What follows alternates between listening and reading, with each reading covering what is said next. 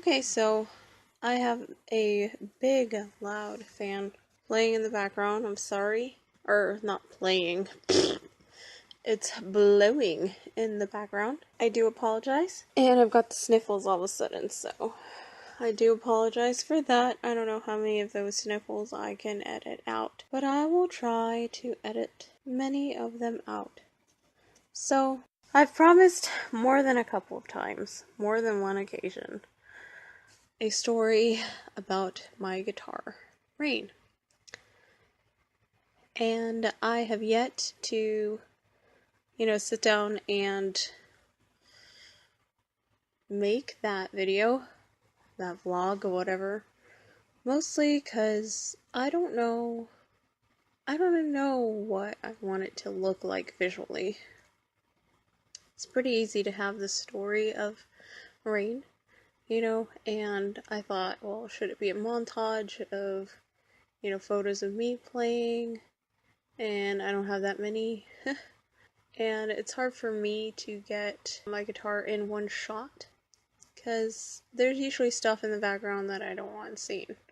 Like my messy bedroom, and I'm not emotionally or physically ready to clean my bedroom in order to have that happen. And that's a long story that I will not share with anyone except for maybe one person who, I think that person already knows. Nonetheless, I will probably say anyway a lot, and I'm hoping that in Audacity, which is a music editing software that I use, I can edit out that loud fan. Just like I'm planning to edit out all my sniffles.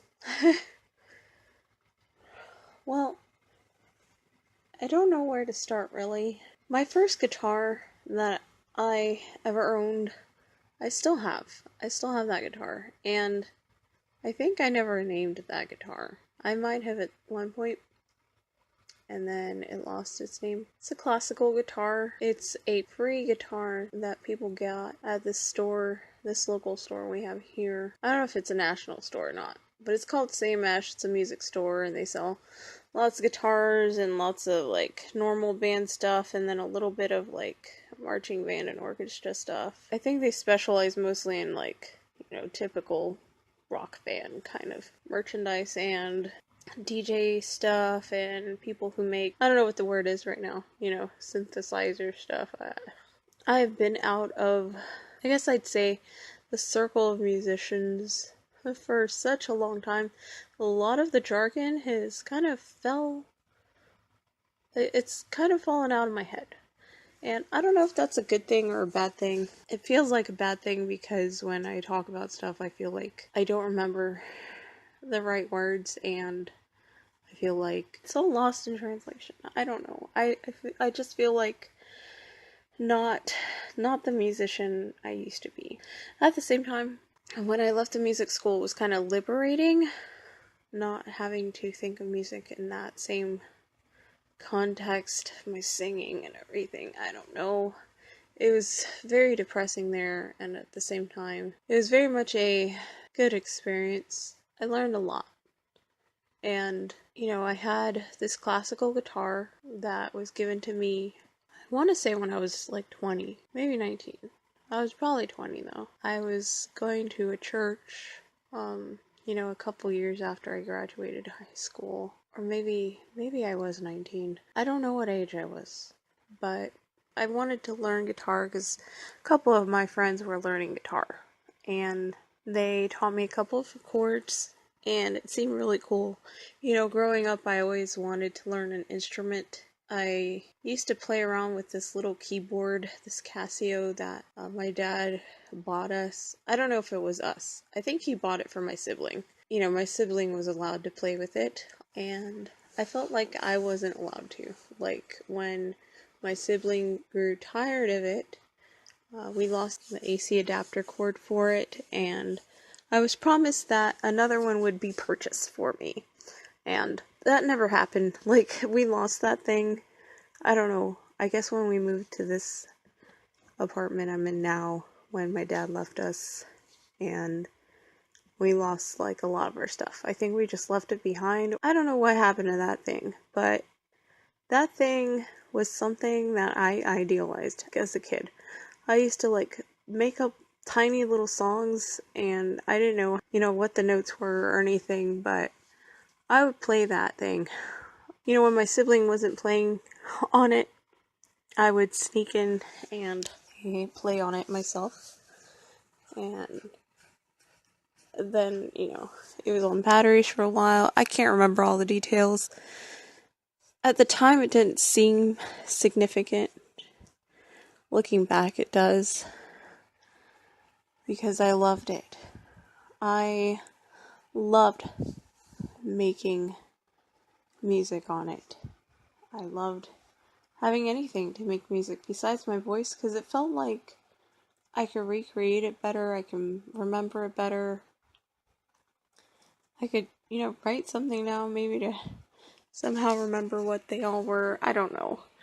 My sibling got lessons for a couple years in the little island we were born in the Caribbean when we were in Catholic school, and then we moved here, and that never happened. My sibling didn't seem interested, but I always wanted to learn. I wanted to learn that, and I always wanted to learn guitar.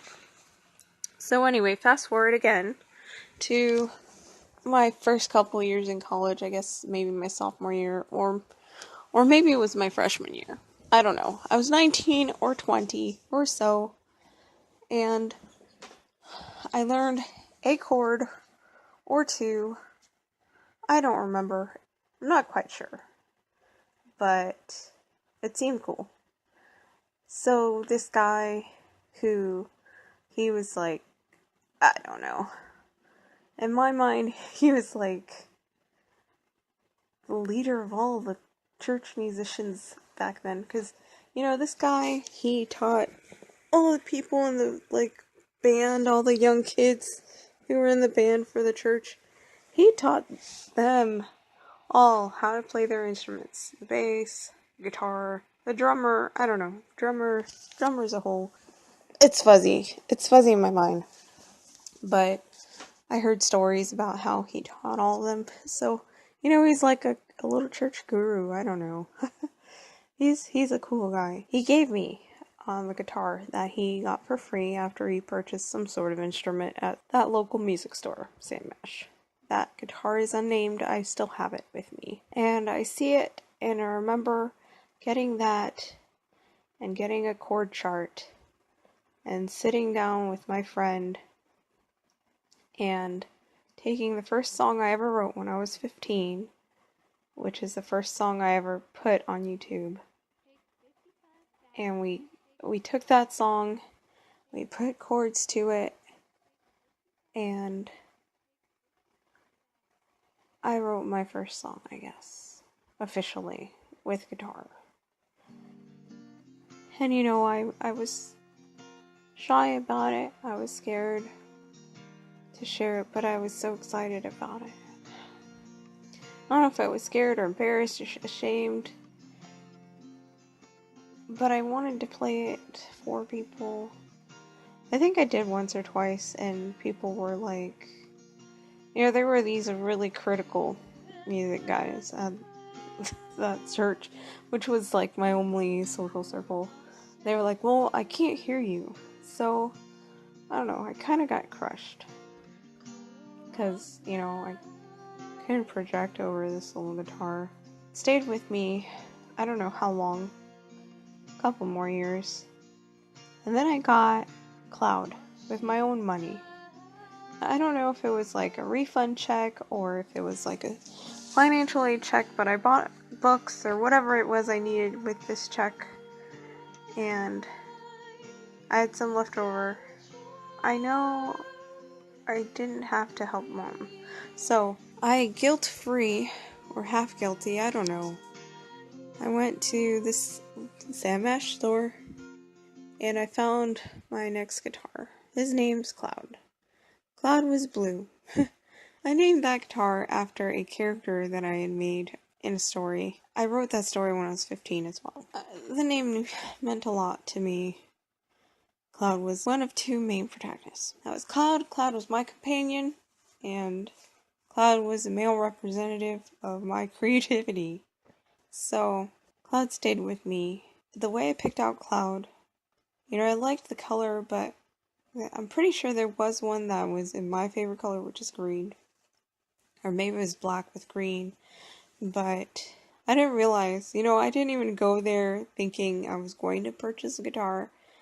But I had the money, and he was there, and he fit to, me. He just felt right, he sounded right, so I bought Cloud. The girl who taught me, my first couple of chords, she felt betrayed when, I went without her. She felt betrayed. Fast forward, I never performed with Cloud. Maybe I did, once or twice. Mom made me a strap for Cloud, and it matched him, and I took a bunch of pictures with Cloud, because I just loved Cloud. And I was at the music school eventually, slowly accepting the idea that I'm a musician, and it feels like identity politics saying that. So I don't like saying that anymore, because I think identity politics is toxic in a way. The real point is, particularly around musicians, I always felt at home around artistic people. It just felt normal. I don't know. The way stuff sounded and the way things moved in my mind when I heard certain sounds or certain patterns of sound, I guess. It all made sense there at this music school. And then came the day in 2010 when I was told I couldn't finish my music education career because of money. So it was just Cloud and I. And I wrote songs to write songs. And I was going to a group that claimed they were artists combining faith and art together, and it seemed like I had found my niche in my mind. All the right words matched. My faith base matched. The thing I love the most in this world that made me feel alive matched. It matched me, and it matched what I wanted to do with my life.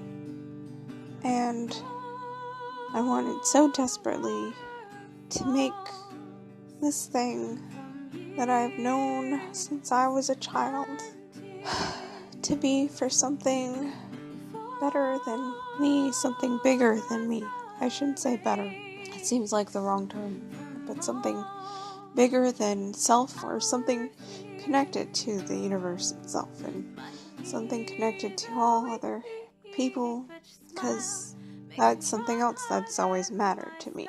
The universe and the people I interact with, and the mark that my life would leave on those people. I don't know, I've used different terms my entire life, different ways of explaining, and it still seems vague and it still seems weird, but in my being and in my psyche, it all makes sense to me.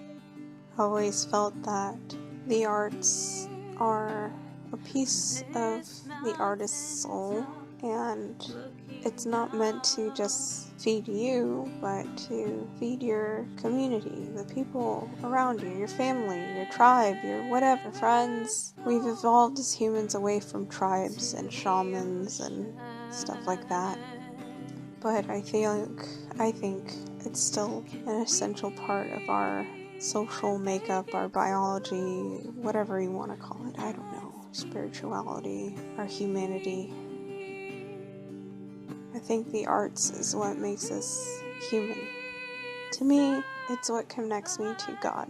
What I call God is a being that created everything, whether it's like this dark matter energy that, created the Big Bang, or whatever, story that you would read in a holy text, or whatever way that we humans have been able to understand and comprehend what we call deities. And I don't like putting terms on it. I think it's limitless and beyond what we understand. And I have more specific things, but I don't like talking about them.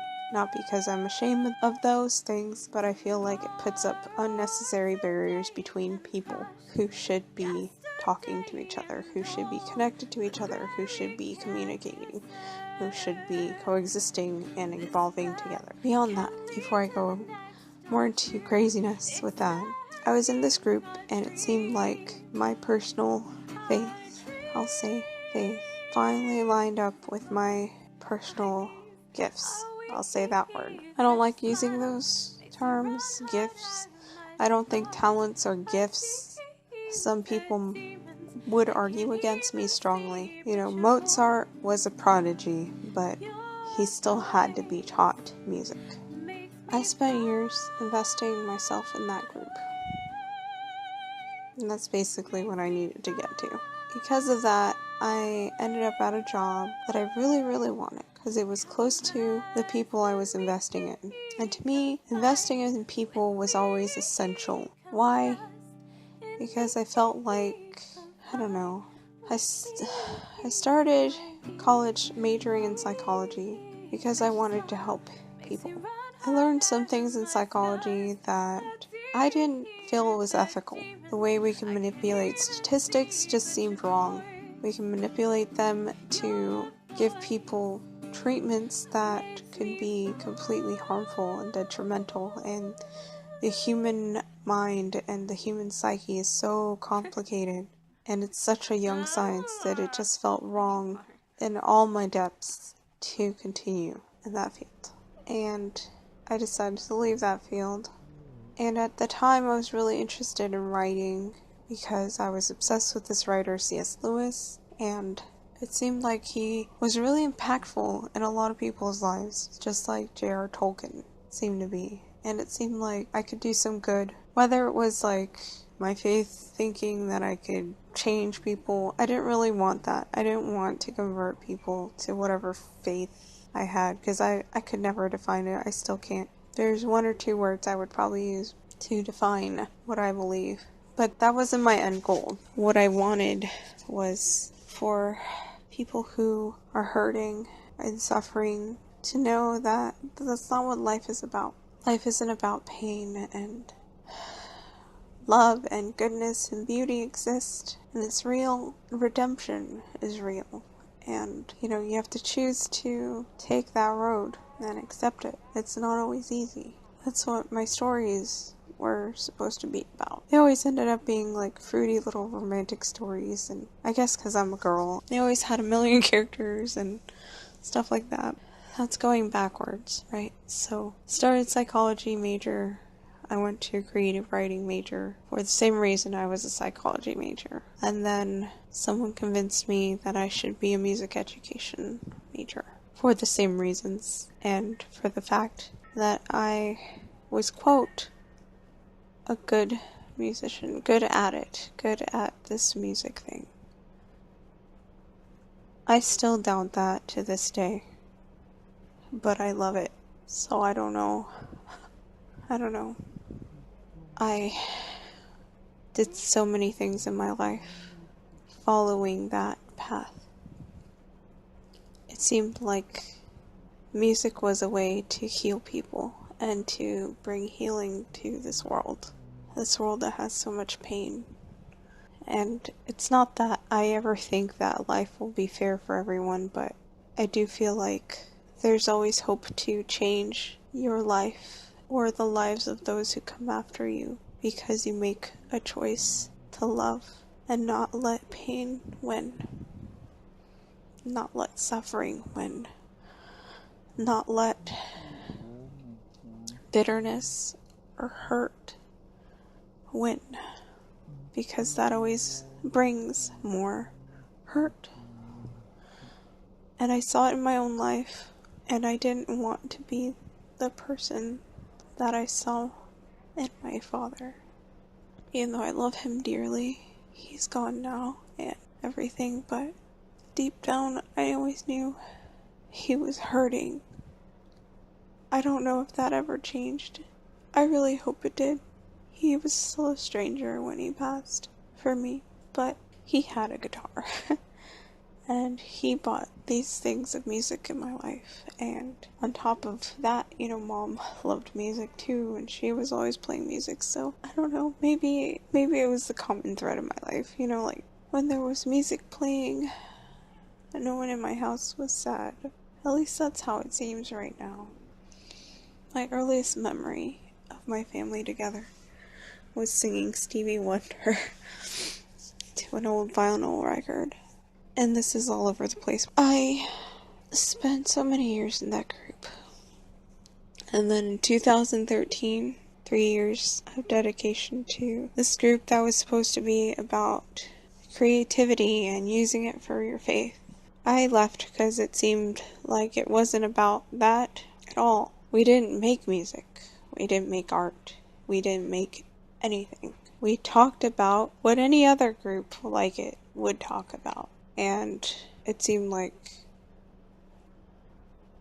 empty. And I was told things that were very painful. So I decided to leave. And I was at this job that was destroying my shoulders. And in 2015, I could no longer write by hand for extended amounts of time. I could no longer draw or paint. And Cloud, my first guitar that I bought with my money, was severely hurting my shoulder. So soon I was going to lose music too. And it seemed so hard to care.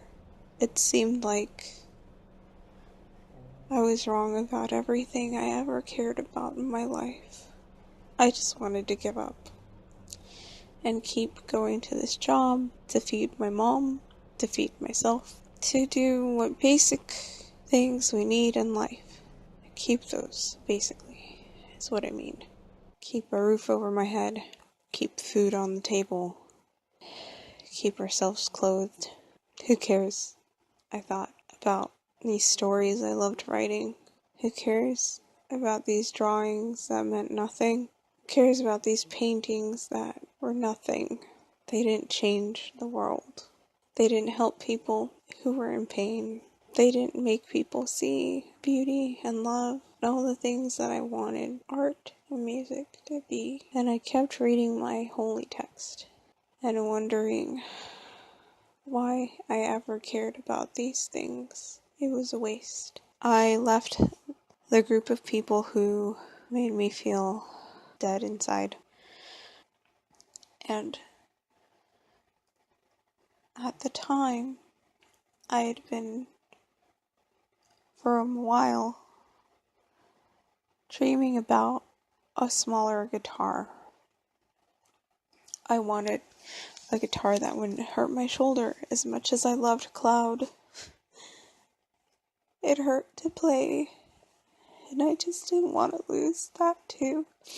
So I had heard about this company called Luna Guitars, and they're a local brand for us here where I'm at. And I don't know, I had a friend from music school who I always thought her spirit and her music was amazing and just had the breath of life that I always wanted from my own music. She used Luna guitars, and that's the only reason I ever found out about them. And her guitar was beautiful and had little moons on it. And my best friend in high school, her nickname was Luna, and it just seemed stupidly important to me in some sort of way, symbolism and stuff. So I was on that website and looking at all these guitars, and another symbol that was always important to me, besides the moon, and all the different songs that I've heard about moons and made myself about moons or whatever, thought about, I guess. Besides the moon's relationship with the sun and it reflecting light into darkness. I guess that's the thing with the moon with me. There was this sleek black guitar with a bird on it, a phoenix, and it all seemed beautiful. The idea of this bird that overcomes death through fire and gives life again, and all these video games I played, Final Fantasy, as a kid, we had Phoenix Down, and Phoenix Down is what saved your life. Always. Even if your little character died, you had Phoenix Down, and it was your lifeline, and it just seemed like the perfect guitar. I don't know why I'm crying, but I'm crying. It seemed like the perfect guitar, and I wanted it, but it was $500, and I was barely making it. We weren't eating well. Gosh, it was the worst time of my life. And there was Rain. He didn't have a name yet, but I saw him on this website, or a version of him, whatever. And there was a girl that I knew from that same group that I had left. And, months before, she had mentioned that she had a friend who worked for this company, and that, sometimes they give away guitars, because I told her about the pain I was in, and how I couldn't play music, and it moved her heart enough to, ask her friend about maybe getting a cheap guitar for me, because he would, sell them for cheap if they weren't sellable, because, if there's a chip in the paint, or some sort of imperfection, it's like quality control thing, it's not sellable, it's not a good product. So he would give them away to his friends and stuff, and she got me in contact with this guy.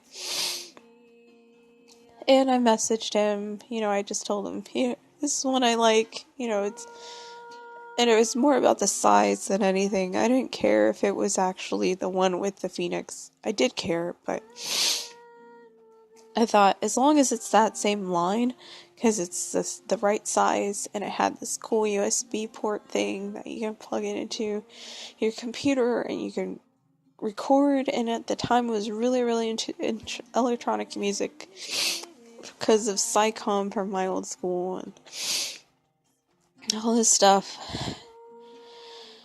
I thought, alright, I told him, this would be really neat. And then, that Christmas, I got my guitar for free in the mail. And there was Rain. Sleek, black, beautiful, with greenish blue colored phoenix and glass embedded into the wood. And I had Rain. And that's the story of Rain. And why did I name him Rain? Well, at some point, there was a story I was writing, and there was Jazz, the main girl. A girl who can feel emotions so strongly that she feels the emotions of other people, even if they don't tell her. And her friend, Rain, who ends up being her lover, I guess, at the end of the story. Oops, spoiler, I'll never write it. Maybe I will, but Rain who is so quiet in himself that he can feel the thoughts of other people beyond what their emotions tell them or beyond even what they say to you. He can intuitively know what you're actually thinking to the point that it always almost sounds like his own thoughts. And that's Rain, the counterpart to Jazz. And Jazz is supposed to be like me because I'm super emotional and super empathetic. So I wanted my partner to be Rain, my phoenix, my sleek black guitar, Rain. And that's the story of Rain. Again, I said that already, didn't I?